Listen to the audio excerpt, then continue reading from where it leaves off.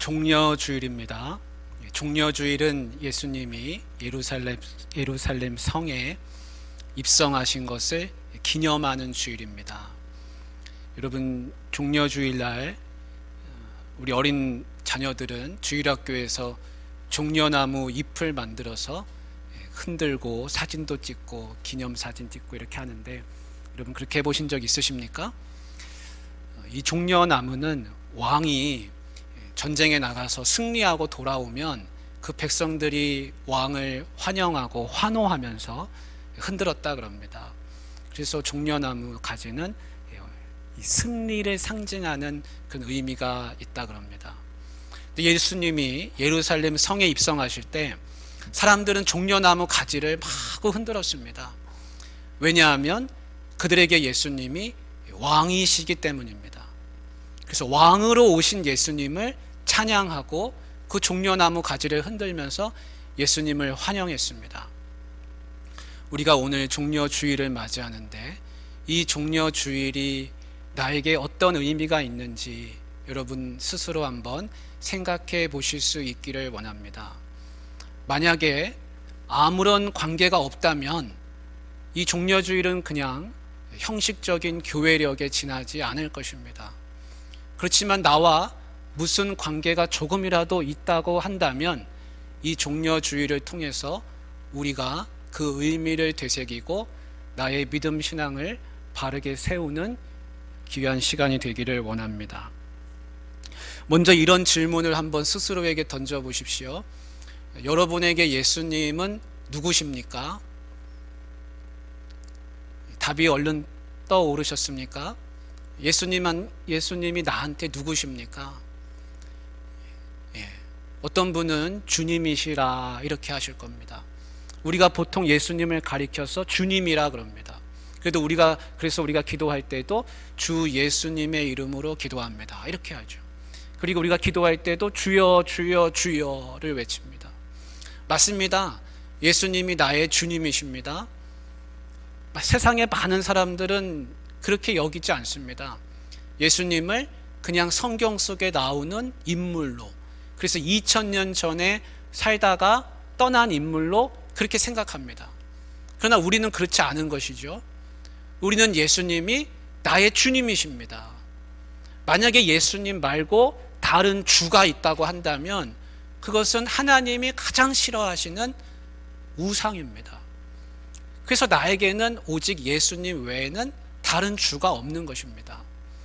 예수님이 나의 주님이십니다 라는 이 신앙의 고백은 우리에게 아주 중요한 것인데, 이것은 또한 아주 주관적인 것이기도 합니다. 예수님이 나의 주님이십니다. 그것은 너무나도 주관적인 것이죠. 그럼 이것을 조금 더 객관적으로 표현해 보려면 어떻게 하면 될까요? 예수님이 나의 주님이십니다. 그러십니까? 나에게도 주님이십니다. 저한테도요. 우리가 서로 각자가 다 그렇게 의견이 합치가 된다면 좋습니다. 그러면 예수님을 우리의 왕으로 모시십시다. 그렇게 하시면 됩니다. 예수님을 진짜 우리의 왕으로 모시면 됩니다. 그런데 실제로 그런 일은 일어나지 않습니다. 왜냐하면 우리는 이 대한민국에서 이 대한민국의 법을 따르며 살기 때문에 그렇습니다. 그런데 2000년 전에 실제로 이와 같은 일이 일어났습니다. 이스라엘은 로마의 통치의 지배를 받고 있습니다. 로마의 식민 지배를 받고 있습니다. 분봉왕 헤롯도 있습니다. 막강한 권력을 가진 헤롯 가문이 있습니다. 왕가입니다. 왕가. 그리고 빌라도 총독도 있습니다. 그리고 빌라도 총독 위에는 로마 황제가 있습니다. 그런데 지금 이 예루살렘 수도 한복판에서 왕의 행차가 있는 것입니다. 왕이 행진하신다. 왕의 행차식이 열리는 겁니다. 여러분, 경복궁에 왕이 있는데 그 경복궁 맞은편 광화문에서 왕의 행차가 열린다고 한번 생각해 보십시오. 말이 되지 않지요. 그런데 2000년 전에 실제로 이와 같은 일이 일어나게 됐습니다. 그것이 오늘 우리가 읽은 오늘의 성경 본문입니다. 우리 38절 말씀을 같이 한번 읽어보겠습니다. 38절입니다. 시작. 이르되 찬송하리로다. 주의 이름으로 오시는 왕이여, 하늘에는 평화요 가장 높은 곳에는 영광이로다 하니. 많은 사람들이 예수님을 왕이십니다, 왕이십니다 라고 외치고 있는 겁니다. 여러분, 다른 성경 복음서에 보면 사람들이 호산나 호산나 찬송하리로다, 다윗의 자손이여, 메시아여 우리를 구원하소서, 왕이 있고 빌라도 총독도 있고 대제사장도 있는데 예수님한테 우리를 구원해달라고 그렇게 하고 있는 것입니다. 여러분, 만약 이런 일이 우리 눈앞에서 일어난다면 여러분 뭐라고 생각하시겠습니까? 아니 무슨 왕인가, 지금 왕이라고 자청하는 사람들이 저렇게 많이 있는데 누가 또 왕인가 하고 의아해할 것입니다. 그런 반응을 보이는 사람이 오늘 나오는 바리새인들입니다. 그래서 39절에 보면 바리새인들이 그러죠. 예수여, 당신의 제자들을 조용히 시키십시오, 책망하십시오. 선생이여, 당신의 제자들을 책망하십시오 그럽니다. 왜 바리새인들이 그렇게 환호하는 사람들을 책망하라고 합니까? 이유는 단순합니다. 이 바리새인들에게는 예수님이 왕이 아니기 때문에 그렇습니다. 그들에게 예수님이 왕이면 그들도 같이 호산나 호산나 외쳐야 할 텐데 그들한테는 왕이 아닙니다. 그래서 말하기를 선생이여 조용히 시키십시오. 이게 무슨 경거망동한 행동입니까? 여기가 어딘 줄 알고 그런 소리를 합니까? 호들갑을 떠는 것처럼 보였습니다. 이해되지 않는 말이었습니다. 여러분, 바리새인들의 반응을 직접 보고 싶으시면 밖에 나가셔서 우리한테 대통령 말고 왕이 있습니다, 나는 진짜 왕을 따릅니다, 나의 통치권자는 왕이십니다, 예수님이 왕이십니다, 그렇게 한번 외쳐보십시오. 그럼 사람들이 다 이상한 눈으로 볼 겁니다. 그런데 이상한 눈으로 보든지 말든지 간에 그것은 엄연한 사실입니다. 왜냐하면 예수님은 왕이시고 지금도 살아계시기 때문입니다. 그리고 어떤 군주나 어떤 왕도 어떤 대통령도 정복하지 못한 죽음의 권세를 예수님이 정복하셨습니다. 죽음의 권세를 이기셨습니다. 여러분, 그것이야말로 진정한 승리입니다. 예수님이 우리에게 그 승리를 안겨다 주셨습니다. 그래서 우리의 통치권자는 예수님이십니다. 여러분, 인정하십니까? 예수님도 바리새인들에게 대답하십니다. 저들이 만약에 조용하면, 침묵하면 돌들이 소리 지르리라. 너네 무슨 말이냐? 저들이 소리 지르고 환호하는 것은 너무나 당연한 것이다. 왜냐하면 내가 왕이기 때문에, 내가 메시아이기 때문에 책망하라고 하고 조용히 시키라고 하는 너희가 오히려 잘못됐다. 예수님 그렇게 간접적으로 대답을 하고 계십니다. 여러분, 어떠십니까? 예수님이 정말 나의 왕이 맞으십니까? 이 물음에 정말 정확하게 대답하실 수 있다면 여러분은 2000년 전으로 되돌아가셔도 종려나무 가지를 예수님 앞에서 흔드시는 분들이 되실 겁니다. 이 종려주일이 나의 왕이 들어오시는 기쁜 날이 될 것입니다. 그런데 만일 예수님이 왕이십니까? 라는 이 질문에 주저하거나 회피하고 싶다면 여러분은 2000년 전이나 지금이나 예수님 앞에서 구경꾼에 지나지 않는다는 것입니다. 오래전에 저희 집에 아파트의 관리사무소에서 방송을 하더라고요. 대통령이 이 아파트 앞을 지나간다는 겁니다. 그래서 몇 월, 며칠, 몇 시에 지나갈 테니 나오라는 겁니다. 며칠 전부터 그걸 방송했습니다. 당일이 됐습니다. 오전에도 몇 번을 방송했습니다. 그래서 정말 궁금했습니다. 대통령이 어떻게 하고 지나가나. 그래서 그 시간에 나가보았습니다. 나갔더니 너무 일찍 나갔습니다. 아무리 기다려도 안 옵니다. 그런데 차는 한 대도 지나가지 않는 겁니다. 누군가가 나와서 태극기를 나눠주더군요. 그래서 그 태극기를 양손에 붙들고서 대통령을 추운 데서 기다리고 있었습니다. 드디어 대통령이 지나갑니다. 태극기를 마구 흔들었습니다. 대통령이 차 문을 내리더니 얼굴을 살짝 내밀고 손을 흔들어 주었습니다. 사람들이 얼마나 환호성을 지르는지. 여러분, 5년 임기를 가진 대통령이 지나가는데 사람들이 그렇게 환호합니다. 그런데 만왕의 왕이시고 죽음의 권세를 이기시고 나를 건져주신, 구원해주신 그 예수님이 내 눈앞에 있다면 여러분 어떻게 하시겠습니까? 여러분은 환호성 정도가 아니라 기뻐 날뛸 것입니다. 오늘 종려주일이 바로 그와 같은 날인 줄 믿습니다. 그러면 예수님은 세상의 군왕들과 뭐가 다르실까요? 예수님은 오직 자발적인 헌신만을 받으시는 왕이십니다. 예수님이 예루살렘 입성하시는데 나귀 한 마리가 필요했습니다. 그래서 제자들을 보내면서 저 맞은편 마을로 가서 나귀 한 마리를 끌고 와라. 그런데 조건이 있다. 아무도 타지 않은 나귀여야 된다. 그리고 나귀 새끼를 데려와라 그랬습니다. 여러분, 아무도 타지 않은 나귀, 짐을 지지 않은 나귀는 어떤 나귀겠습니까? 주인이 봤을 때 힘이 없는 나귀입니다. 그런데 예수님이 그런 나귀를 찾으셨습니다. 그러면서 가르쳐 주신 말씀이 있습니다. 누가 왜 풀어가느냐고 묻거든 주가 쓰시겠다 하라. 그 한마디를 가르쳐 주셨습니다. 제자들이 갔습니다. 그런 나귀가 진짜 있었습니다. 그래서 풀었습니다. 주인이 물어봅니다. 왜 풀고 가느냐? 주가 쓰시겠다. 우리 주님이 쓰시겠다고 합니다. 그렇게 해서 그것을 끌고 왔습니다. 한 무명인의 자발적인 헌신을 보여주는 이야기입니다. 그 사람이 누군지는 성경에 기록되지 않습니다. 그러나 예수님이 말씀하신 것은 무엇이냐면 주가 쓰시겠다 하라는 이 한마디입니다. 예수님은 나의 왕이시고 우리의 왕이시지만 우리의 것을 뺏어가고 가져가시는 왕이 절대 아니십니다. 세상의 군왕들은 어떻게 합니까? 남의 것을 빼앗습니다. 빼앗은 걸 자기의 왕궁 곳간에 쌓아놓습니다. 그렇게 해서 그들은 더 많이 갖고 왕이 됩니다. 그러나 예수님은 모든 것을 자발적으로 받으시는 왕이십니다. 예수님이 나의 왕이시지만 내가 예수님께 드리지 않는다면 예수님은 내 것을 아무것도 취하지 않으십니다. 오늘 예수님이 우리에게 주시는 말씀은 주가 쓰시겠다 하라는 이 한마디입니다. 여기에 반응하는 분은 예수님을 진정 왕으로 모시면서 내 것을 내어드릴 것이고, 그 말씀에 반응하지 않는다면 나는 예수님을 왕이라 인정하지만 내 것을 그 왕께 드리지 않으실 겁니다. 예수님은 나의 것을 뺏지 않으십니다.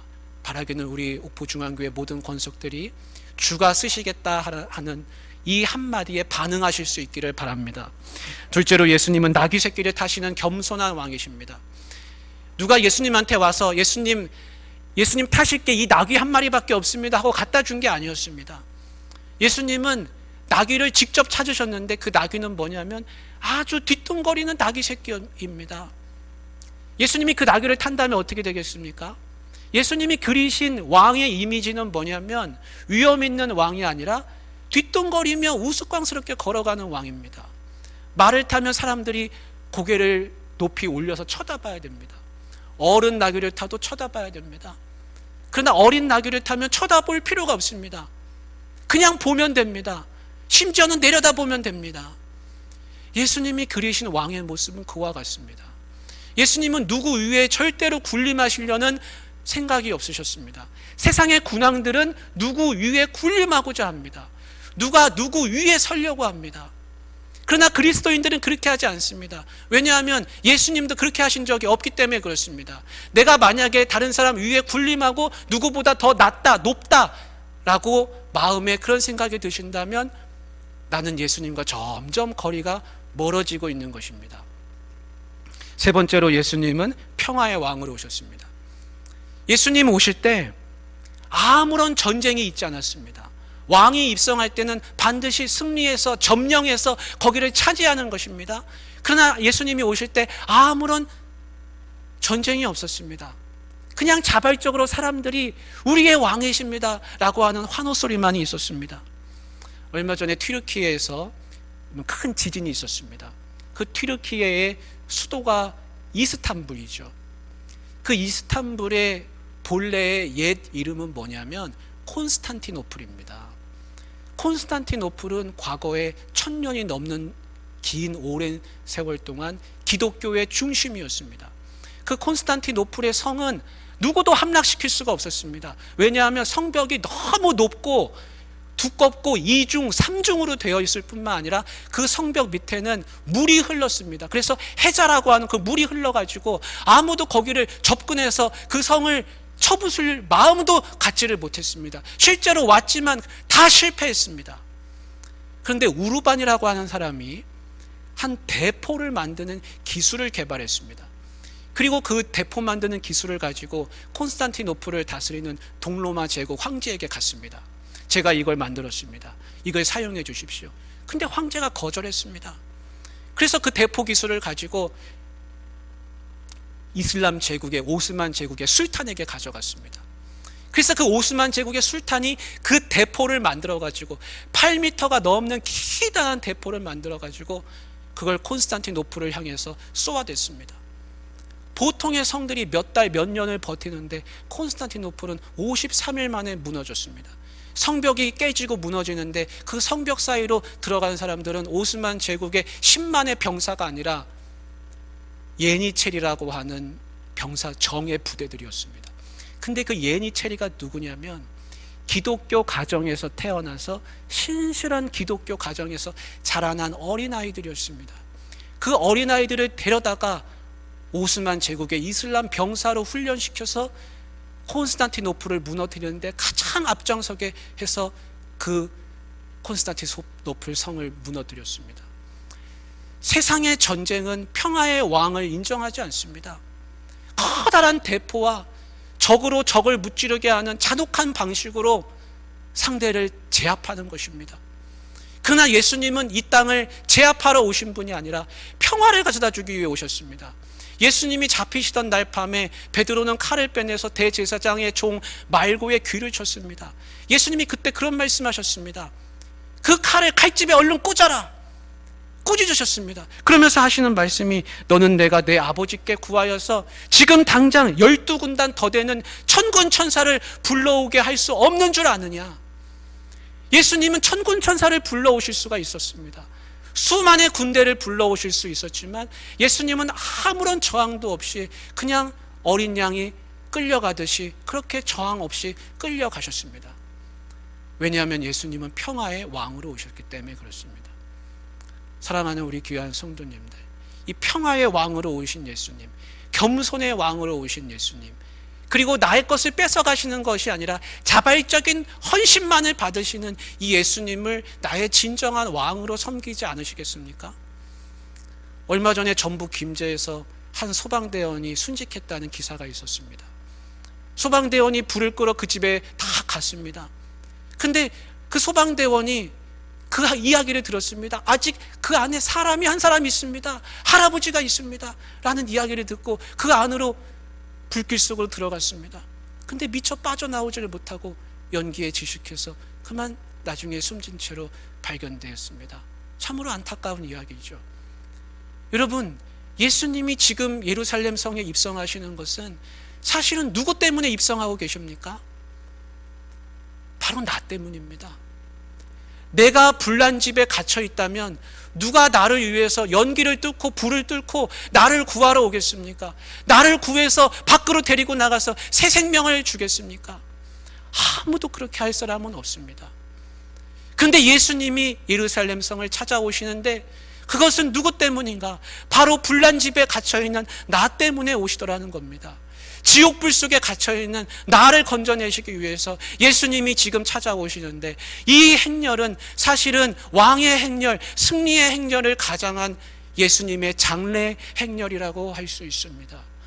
왜냐하면 예수님은 지금 죽으러 오시기 때문에 그렇습니다. 사랑하는 우리 귀한 성도님들, 나 때문에 죽으러 찾아오시는 그 왕을 이 종려주일에 꼭 가슴으로 맞이하시기를 주님의 이름으로 축복합니다. 기도하겠습니다. 하나님 아버지, 예수님